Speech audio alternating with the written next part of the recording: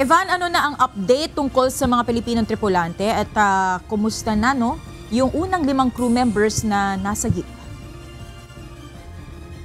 Yes, Monica, ayon sa ulat na ibinigay kaninang umaga ni Department of Migrant Workers Secretary Hans Leo Kakdak, base sa kanilang pag-uusap kasama yung ship owner at maritime security firm na nakakaalam ng mismong estado ng mga tripulante, nasa maayos na kalagayan yung unang 5 na rescue. Walang serious physical injury at wala ring mga sakit. Samantala, patuloy yung paghahanap dun sa mga kasamahan pa nilang tripulante. Hindi tumitigil ang isinasagawang paghahanap sa mga nawawala pang tripulante sa lumubog na barkong MV Eternity Sea sa Red Sea matapos atakihin ng mga Houthi militants. Ayon kay Migrant Workers Secretary Hans Leo Kakdak, maritime security team na kinontrata ng mismong ship owner ang nagsasagawa ng search operation.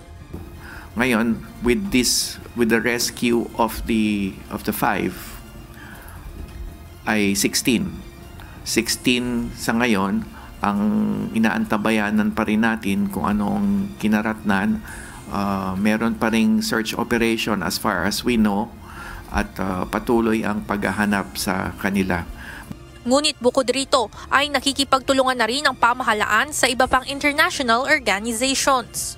We know that we have tapped the UK MTO and other international naval forces to help us monitor the situation.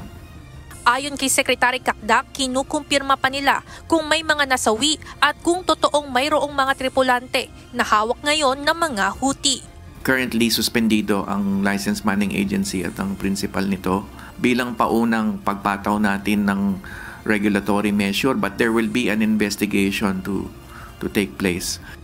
Samantala, sinuspindi naman ng Department of Migrant Workers ang lisensya ng principal at manning agency ng Filipino crew members dahil sa nangyaring insidente. Napakahigpit ng ating regulatory requirements, reportorial requirements prior to boarding any Filipino seafarer to any ship that will traverse the Red Sea or Gulf of Aden. Meron pang kailangang isubmit na risk assessment, meron pang requirement ng armed guard at maritime security escort. And our initial investigation reveals that these were all not observed.